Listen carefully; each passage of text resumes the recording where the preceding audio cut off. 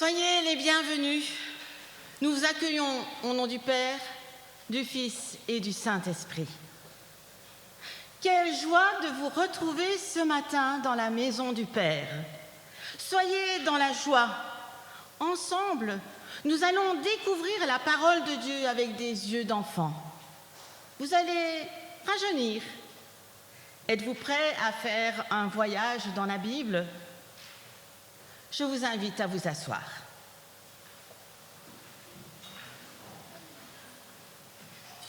Vous avez pris la bonne décision en donnant priorité au Seigneur. Félicitations parce que vous avez résisté à la tentation de rester bien au chaud dans votre lit. Ce matin, c'est notre jeunesse qui vous emmène au pays de Jésus. Le récit que vous entendrez pour prédication est extrait d'un livre de la jeunesse. Les plus petits, fortement intimidés par un public, ont posé pour vous présenter un récit en images sur grand écran. Vous le découvrirez en même temps que le récit sera lu par nos adolescentes en live. Mettons-nous dans une position d'attente et recevons le message d'espérance. Je vous invite à chanter debout le cantique 36-31, les strophes 2 et 3, à la page 530. Le peuple de Dieu se lève, les strophes 2 et 3.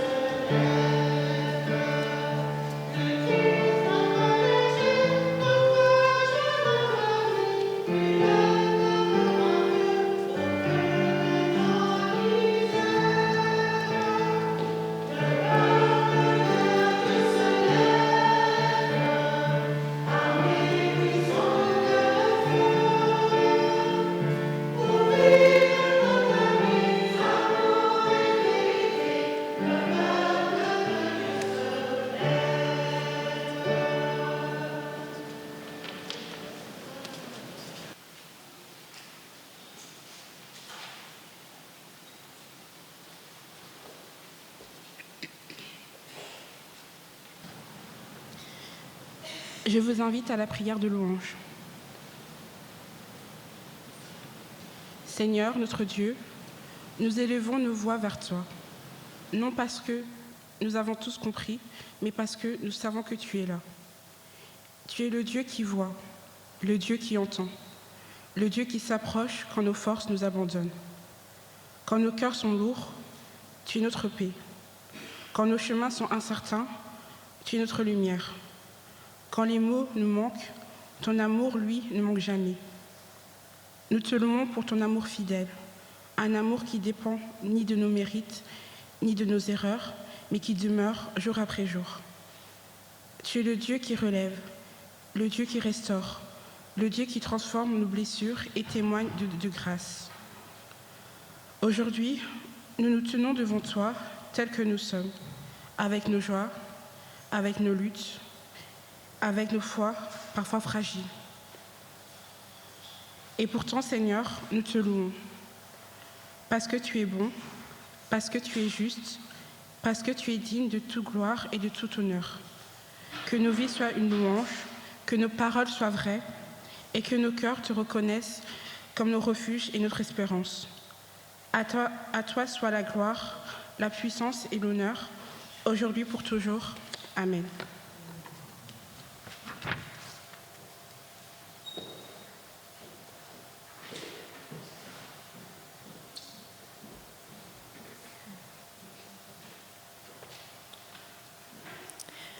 Écoutons le psaume 128.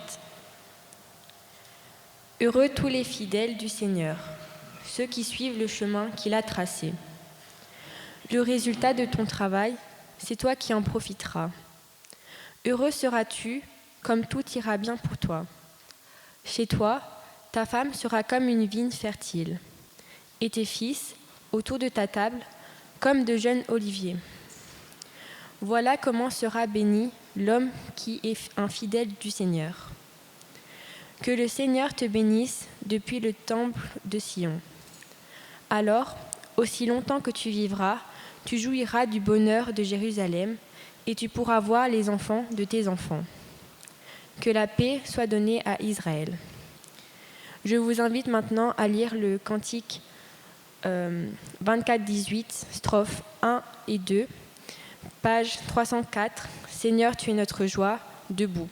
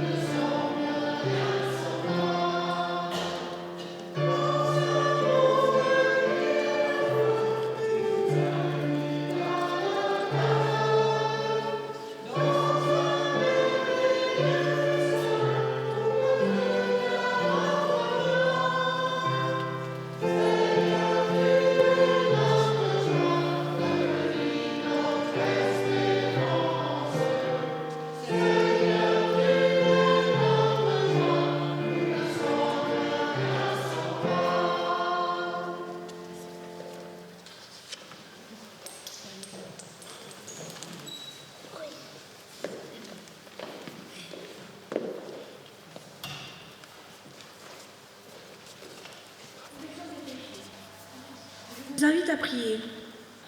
Seigneur, tu connais toutes choses. Je te demande pardon pour chaque fois que je ne prends pas le temps pour t'écouter. Je trouve 1001 excuses pour ne pas venir le dimanche matin, pour remettre à plus tard la lecture de ta parole, pour oublier l'heure de la réunion de prière, pour ne pas regarder celui qui m'interpelle dans la rue, pour ne pas te consacrer assez de temps. Seigneur mon Dieu, je veux te présenter mes erreurs inconscientes et je te demande pardon. Pardon Seigneur, je n'ai pas d'excuses pour refuser de regarder ce qui ne va pas autour de moi.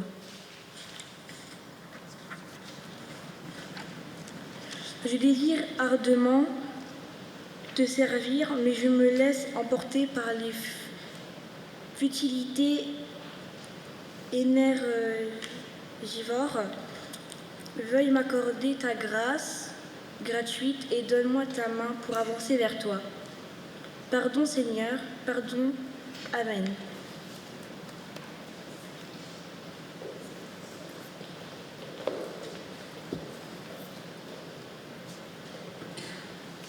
L'amour de Dieu est si grand qu'il a donné son Fils unique pour nous sauver.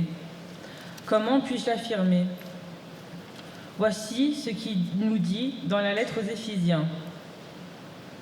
Soyez donc les imitateurs de Dieu, puisque vous êtes ses enfants bien-aimés, et vivez dans l'amour en suivant l'exemple de Christ, qui nous a aimés et qui s'est donné lui-même pour nous comme une offrande et un sacrifice, dont l'odeur est agréable à Dieu. La grâce est gratuite pour chacun de nous et elle nous est accordée ici et maintenant. Je vous invite à chanter debout le cantique 3105, les strophes 1 et 3 à la page 311. Veillez, enfants des hommes.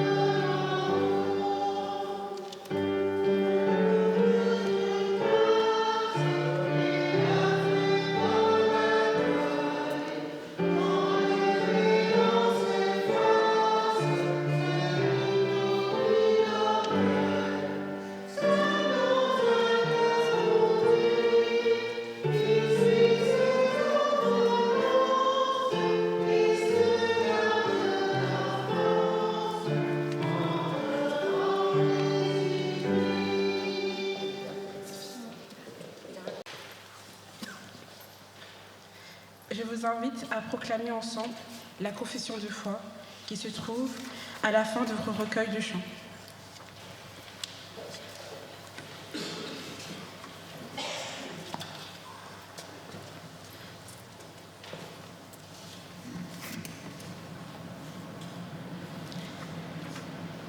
Je crois en Dieu le Père, Tout-Puissant, Créateur du ciel et de la terre. Je crois en Jésus-Christ, son Fils unique, notre Seigneur, qui a été conçu du Saint-Esprit et qui est né de la Vierge Marie. Il a souffert sous Ponce Pilate, il a été crucifié, il est mort, il a été enseveli, il est descendu aux enfers, le troisième jour, il est ressuscité des morts, il est monté au ciel, il siège à la droite de Dieu le Père Tout-Puissant. Il viendra de là pour juger les vivants et les morts. Je crois en l'Esprit Saint, je crois à la Sainte Église universelle, à la communion des saints, à la rémission des péchés, à la résurrection de la chair et à la vie éternelle. Amen. Je vous invite à chanter le cantique 52-10, les strophes 1 et 2, page 850, debout. Oh,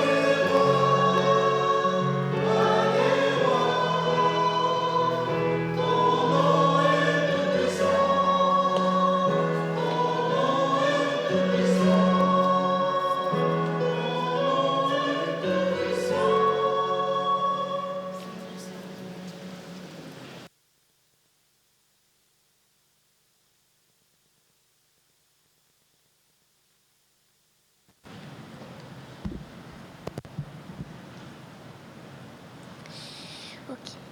Je me demande à Dieu d'éclairer ses paroles. Prions ensemble. Seigneur notre Dieu, notre Père, ta parole est une lampe à mes pieds. Seigneur, aide-nous à comprendre ce que tu attends de nous. Ouvre nos cœurs à ton message d'amour, de partage et de vie. En ce 4e dimanche de l'Avent, nous attendons avec impatience le jour de ta fête de ta naissance. Accompagne-nous durant ces derniers jours, éclaire notre intelligence à la lecture de ta parole. Amen.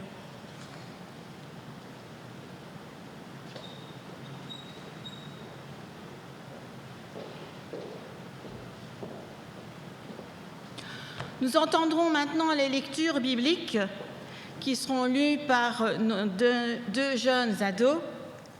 La première lecture sera dans l'Évangile de Matthieu, au chapitre 1, les versets 18 à 25, et la seconde lecture dans le prophète Ésaïe, chapitre 7, les versets 13 à 15.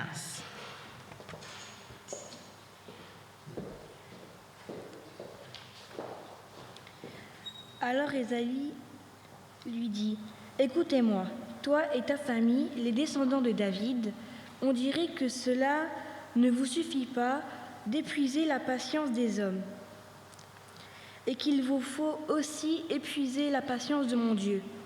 Eh bien, le Seigneur vous donne lui-même un signe. La jeune femme va être enceinte et mettre au monde un fils. Elle le nommera Emmanuel. Dieu avec nous. L'enfant sera nourri de crème et de miel, jusqu'à ce qu'il soit capable de refuser ce qui est mauvais et de choisir ce qui est bon. » La seconde lecture sera dans l'Évangile de Matthieu, chapitre 1, versets 18 à 25. Voici comment Jésus-Christ est né. Marie, sa mère, est promise en mariage à Joseph. Mais avant d'habiter avec Joseph, Marie attend un enfant par la puissance de l'Esprit Saint.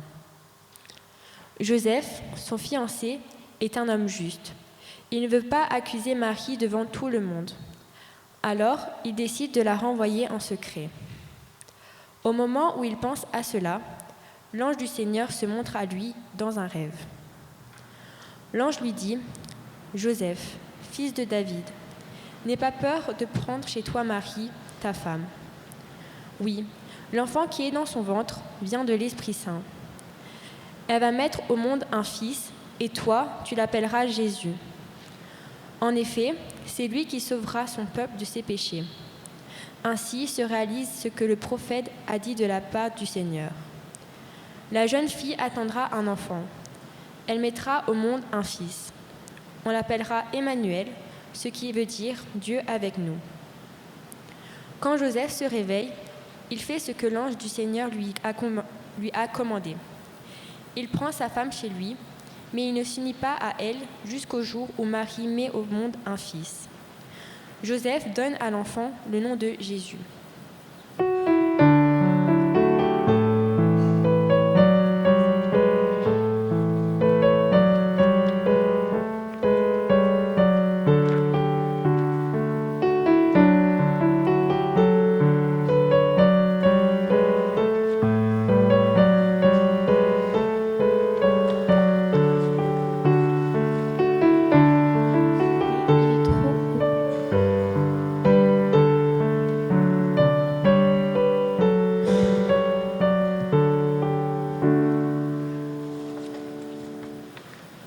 Il faisait très chaud et le temps était très sec. Têtu, un âne très fatigué, et il avait très soif. Il essayait de se glisser à l'ombre d'un arbre, mais il était arrêté net par la corde rugueuse qui lui serrait le cou.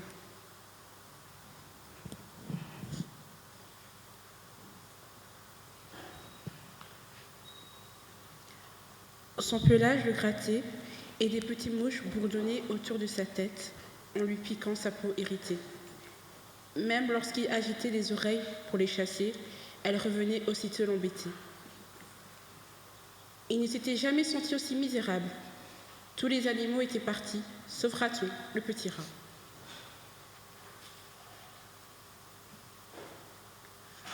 Un peu plus loin, deux hommes discutaient sur la place du marché. Tout à coup, Têtu dresse ses oreilles. C'est de lui que les deux hommes parlent. Son maître dit « Il est robuste. » L'autre en doute. « C'est le seul qui vous reste ?» J'en ai bien peur. Cette semaine, tout le monde se précipite sur mes ânes. Ils veulent tous partir.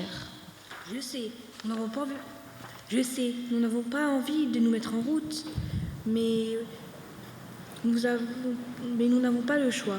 Croyez-vous que cet Tados survivra jusqu'à Bethléem ? Tados ? Tados ? Comment ça ? Têtu était fou de rage. Le maître répond au jeune homme. Sans problème. Et si vous le prenez, je vous donne un sac de foin en plus. Le jeune homme l'achète. Il n'a pas le choix. S'il ne veut pas avancer demain matin, donne-lui un bon coup de pied. Oh, un peu de respect. Tu vas voir. Pendant que son nouveau maître le détache, Têtu donne un bon coup de sabot à ce maître cruel qu'il avait maltraité trop longtemps. Ah! Il tombe à plat ventre sur le dos et il crie. J'ai crié. Ok. Ah! Têtu part sans se retourner. Son nouveau maître lui attache la botte de foin sur le dos et il part tranquillement. Quand ils arrivent, il fait presque nuit. Têtu est si fatigué qu'il peut à peine soulever des sabots.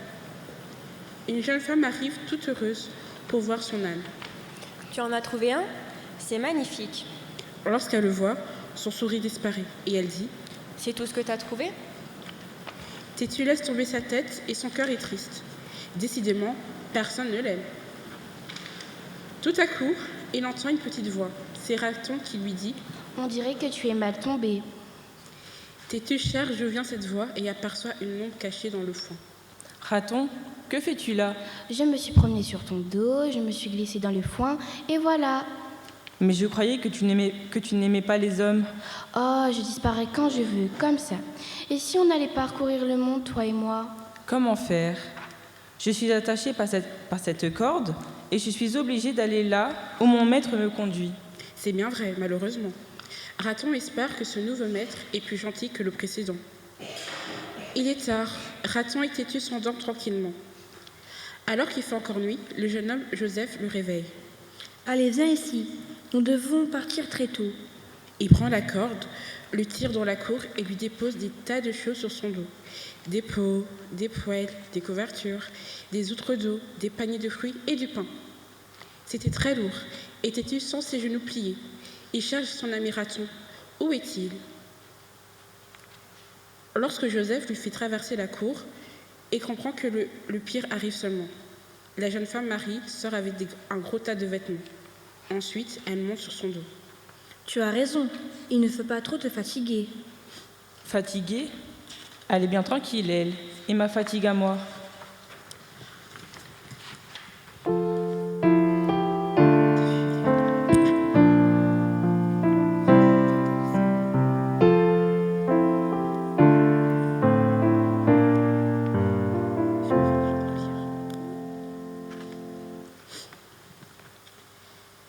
Joseph tape sur son dos pour le faire avancer. L'air est encore frais. L'aube vient à peine de se lever. Le sentier devient de plus en plus difficile. Têtu a vraiment du mal avec tout le poids sur le dos. Pourquoi dois-je supporter tout cela ? J'en ai assez de faire ce que les gens me disent. Stop, je m'arrête. Raton avait raison. J'aurais dû m'enfuir. Joseph tire sur la corde. Le pouce, crie, tire, le pouce, crie. Mais Têtu ne bouge plus. Alors qu'il perd patience, Marie décide de descendre et de marcher un peu à ses côtés. Elle caresse le museau de Têtu et dit « Pauvre vieil animal, tu sembles épuisé. » Têtu n'en croit pas ses oreilles. Jamais personne n'a été attentif à ce qu'il ressentait. Têtu décide alors de reprendre la marche pour monter la colline, la redescendre, la remonter. Le soleil est bien trop haut dans le ciel. Il s'arrête pour se reposer. Joseph regarde Marie avec tendresse. « Tu vas bien ? Tout ce que je demande, c'est d'arriver avant la venue du bébé. » Le bébé ? Il regarde la jeune femme et son ventre arrondi. Maintenant, c'est lui qui a pitié de cette femme. Elle devait être fatiguée d'avoir tant marché à ses côtés. Le soleil commence à s'abaisser. Joseph propose de reprendre la route. Têtu trottine vers Marie et la touche doucement. Qu'y a-t-il? Tu veux me dire quelque chose? J'espère qu'il te dit de monter sur son dos. Marie s'assit sur Têtu et il marche quelques heures. À la fin de la journée, Marie remercie Têtu.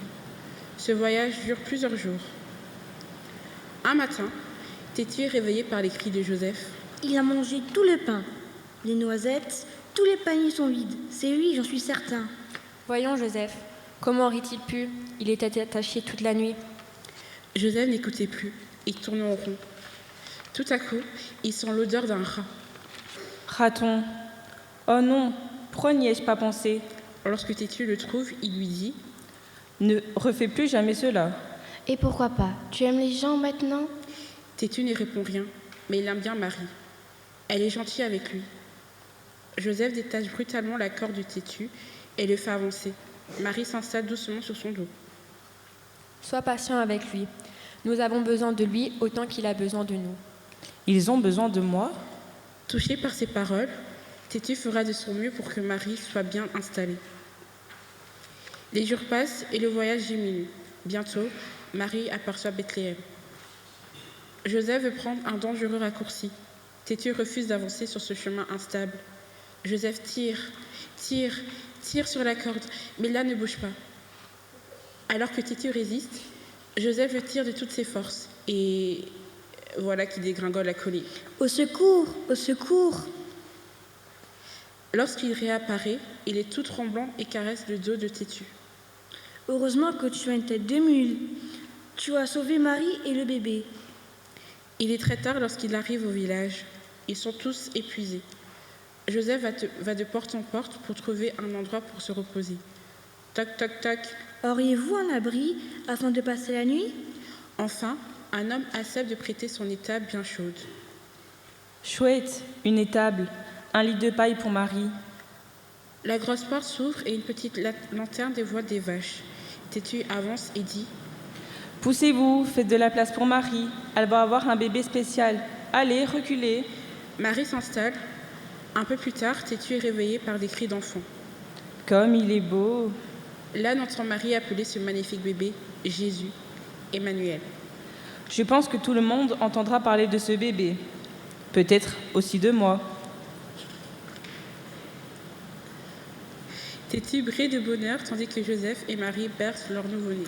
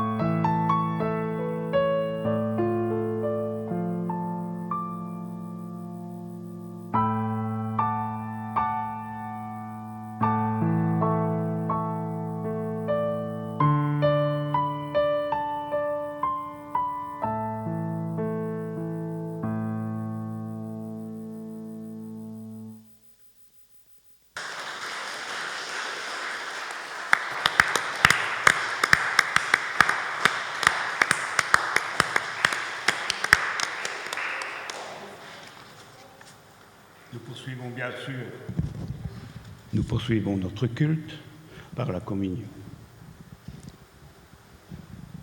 Louons Dieu. Quelle joie de te célébrer, ô Dieu notre Père, pour ce monde que tu as créé si beau et que tu gardes à travers ses douleurs jusqu'au jour où, selon ta promesse, viendra ton royaume. C'est notre joie de te célébrer pour ton Fils, Jésus-Christ, notre Seigneur et Sauveur, élevé dans la gloire.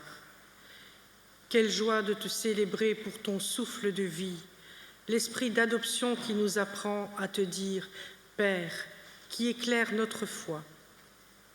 Aussi, avec les cieux et la terre, avec la multitude de ton peuple par tous les temps et par tous les lieux, nous célébrons ton nom et nous chantons au cantique 41-26 à la page 596, « Grand Dieu, nous te bénissons ».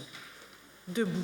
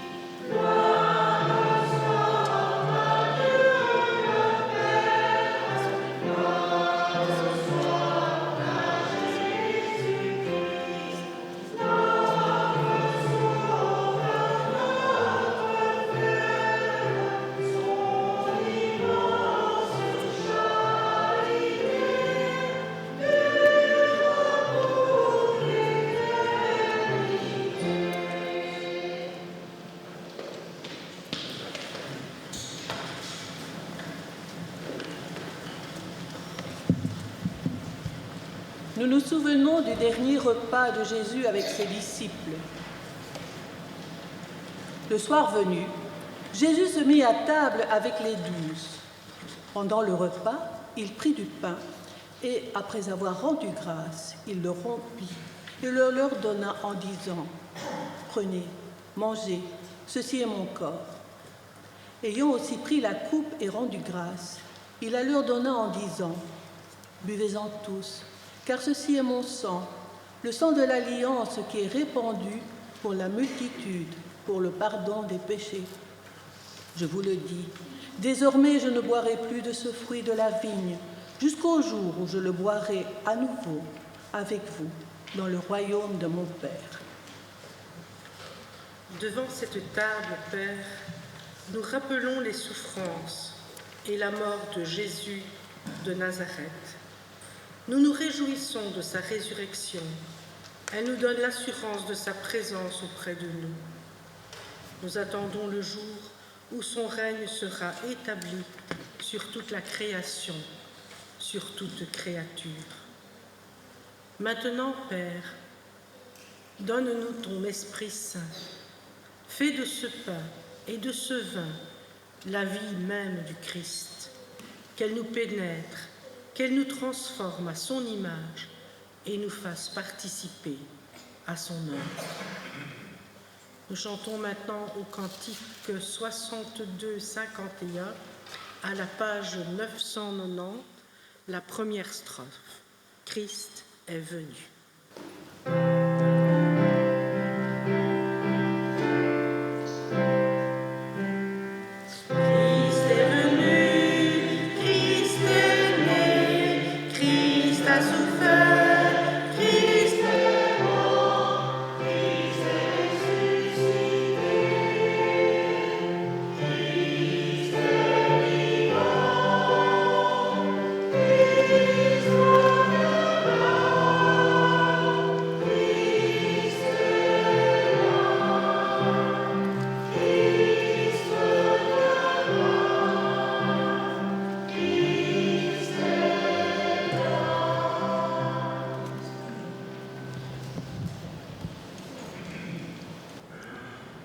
Cette table a été dressée comme le Christ l'a demandé.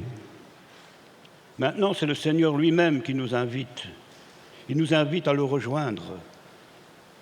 Si vous reconnaissez Jésus comme votre Seigneur, comme votre Sauveur, venez prendre place autour de cette table. Oui, venez car tout est prêt. Le pain que nous partageons est communion au corps du Seigneur Jésus-Christ. La coupe de bénédiction pour laquelle nous rendons grâce est communion au sang de notre Seigneur Jésus-Christ. Il a dit, « Je ne boirai plus de cette coupe, mais je la boirai de nouveau avec vous dans le royaume de mon Père. » Le corps du Christ.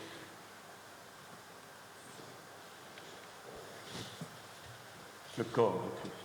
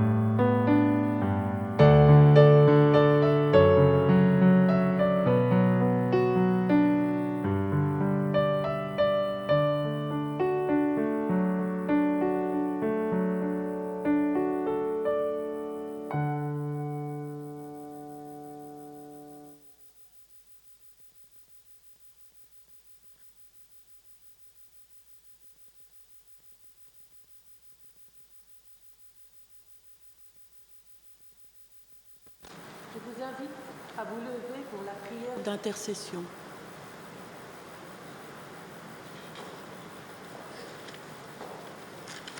Seigneur, nous venons te demander de consoler ceux qui vivent les épreuves de la maladie, de la solitude, du deuil. Soutiens les peuples qui subissent la guerre, les persécutions.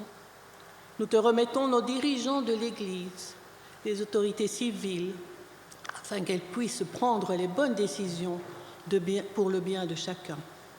Seigneur, tu connais tous nos désirs et tu réponds à tous nos besoins avant que nous te le demandons. Merci. Viens nous inonder de ton Esprit Saint pour que nous puissions aller dans le monde, proclamer la bonne nouvelle de ta naissance. Nous te remettons dans le secret de nos cœurs les personnes qui nous sont chères.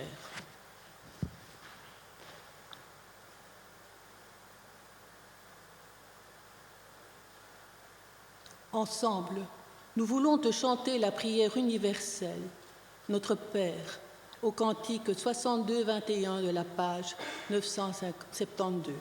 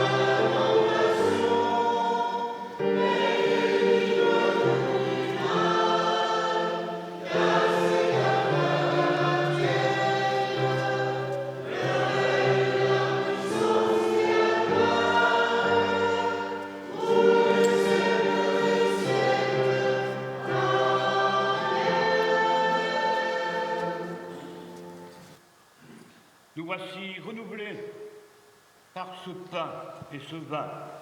Allez, allez avec la force dont vous êtes remplis. Allez.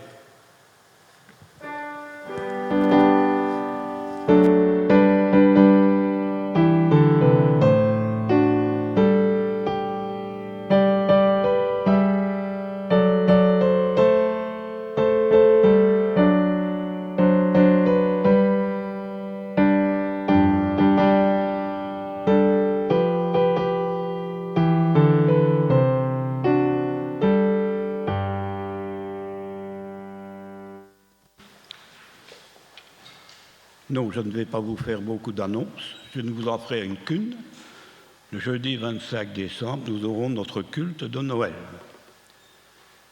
Je voudrais d'abord remercier les petits-enfants. Moi, je les ai vus à la télévision, là-bas. Les grandes filles, qui n'arrêtent pas de grandir. Il y en a même qui me dépassent. Merci beaucoup pour ce que vous avez fait. Et merci à Martine pour cette liturgie et d'avoir réussi à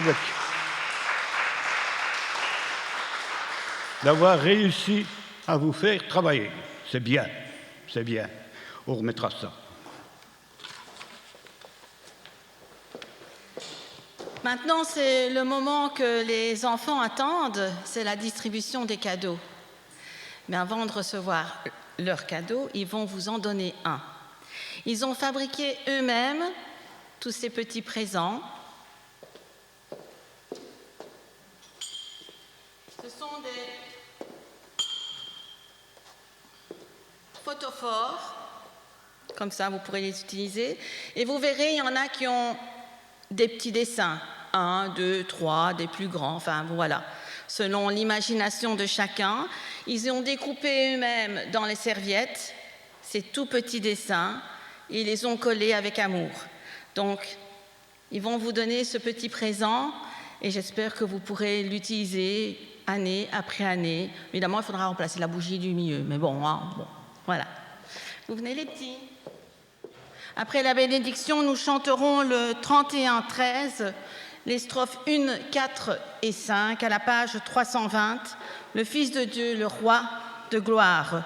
Et pendant ce dernier chant, les plus petits vont venir installer la crèche en bois au pied du sapin. Louane est au courant, donc elle va expliquer tout plus petit. D'accord, vas-y. Comme têtu, je vous dis, poussez-vous, faites place dans votre vie pour ce nouveau-né. Ce sera un bébé très spécial. Il s'appelle Emmanuel, Dieu avec nous. Jésus.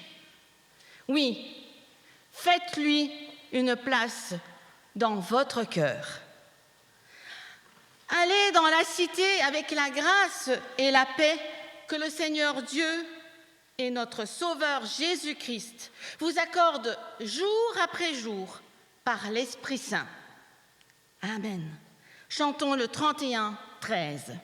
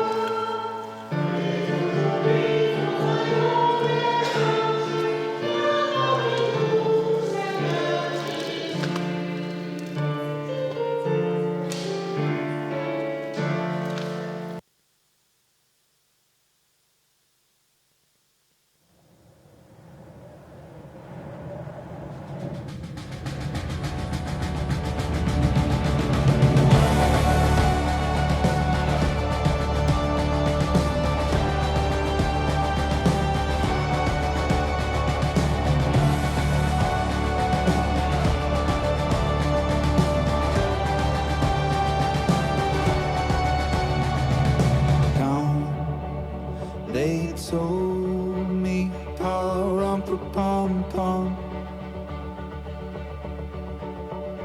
a newborn king to see, pa-rum-pa-pum-pum.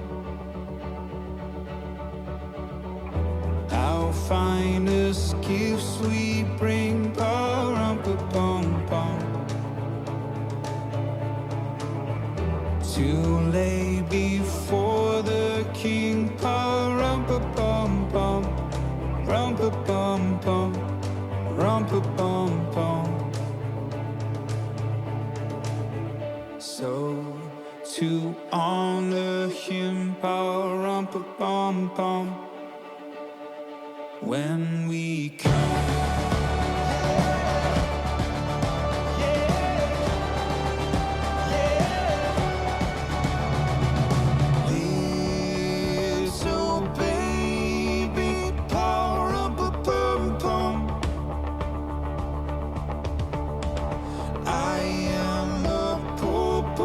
To pa-rum-pa-pum-pum, I have no gift to bring, pa-rum-pa-pum-pum,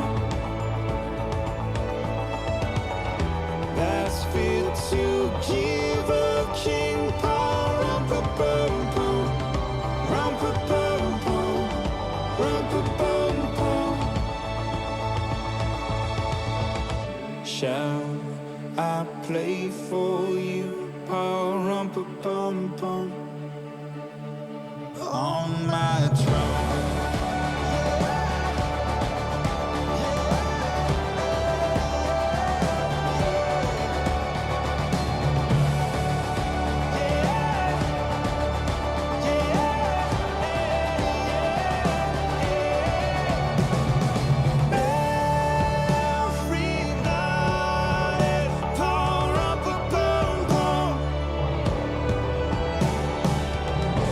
The oxen lamb